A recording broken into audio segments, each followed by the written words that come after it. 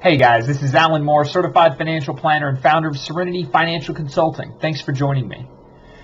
Today I'm going to talk a little bit about how to check up on your financial advisor. This can be your financial planner or your investment advisor. Would you want to know if your financial advisor had ever been convicted of a crime or had ever been fined by government regulators for failure to disclose something to a client or lying to a client or something like that?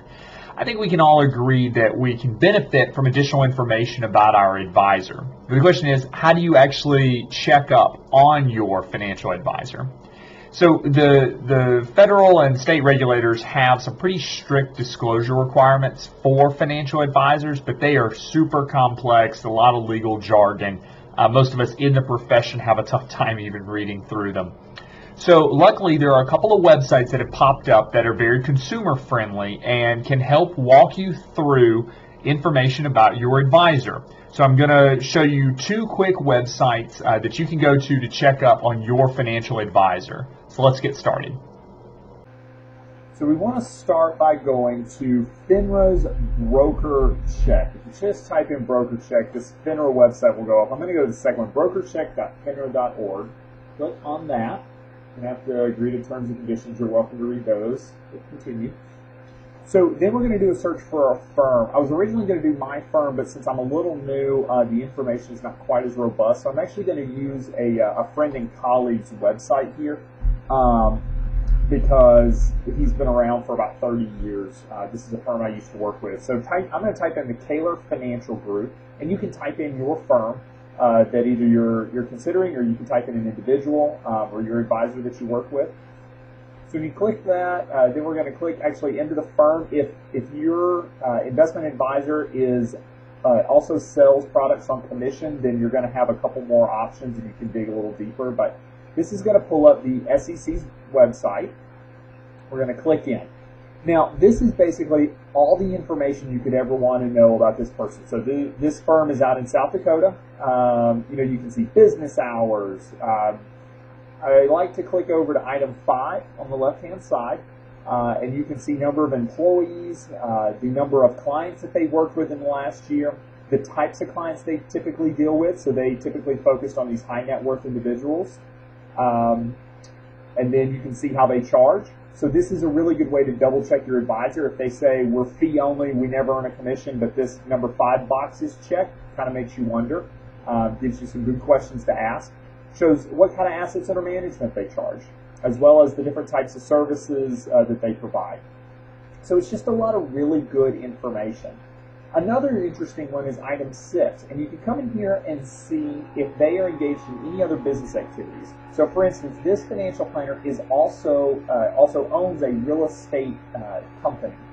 So this one is checked. So what this tells you is that if they are recommending that that they're a real estate company, there may be a conflict of interest there. Now I know that this financial planner has full disclosure about his ownership there, but others may not be quite so forward with their with their conflicts of interest. But you can see if they're an attorney, an accountant, trust company, and just because these are checked or not bad, it just lets you know that it's something you probably want to ask about. And then the final one we want to take a look at, actually, let's look at disclosure information. This is where this advisor has a very clean record, but if they had been convicted of crimes, felonies, had ever stolen money, anything like that, it's going to be found here. You're going to get a yes. And then you would actually go over here to the DRPs in order to find out additional information. Again, it's just a really good way to kind of check up on your advisor. The last thing I do want to show you is this Part 2 brochures. Now, if you click here, you'll want to find the actual firm brochure. This is a new mandate as of 2011, I believe, and it basically goes through all of the information that you can find in other parts of this website in what is intended to be an easy-to-read summary of your financial planning firm. So you can come in here and see advisory services, their process, how they provide financial planning. You can see assets under management charges, fees, and that types of, those sorts of things. And there's just a lot of information in here. I highly recommend everyone advisors call quite a lot of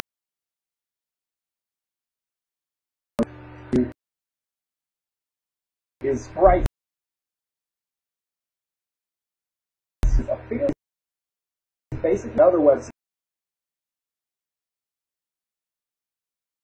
even a link to we're going to financial group because again they have a lot more information than my firm does right now. You can see basic information, website, assets under management, the types of clients. Again, we saw this in the little bullet pointed breakdown, but this actually shows you in a pie chart. It's a little easier to see. Ownership, it shows who actually owns the company. Location, where it states that they're registered in to work with clients and that type of thing. Also shows compensation arrangements. So again, it's just really easy to understand information. So I highly recommend using Brightscope as a way of as a summary, but the FINRA broker check is the best site just because it has a lot more information if you're looking for details.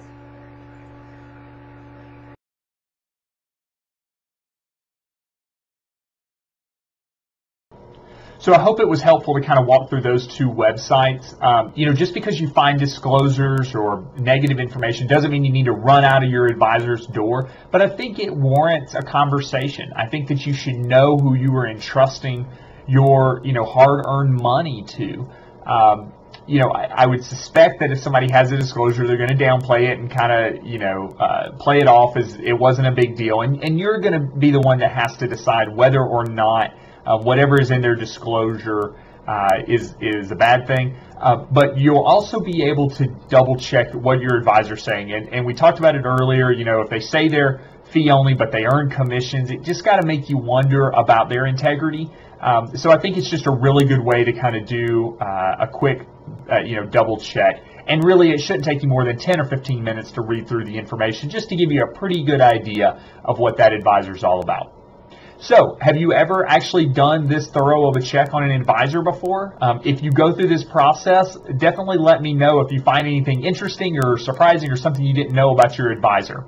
That's all I have for today. Thanks so much for joining me.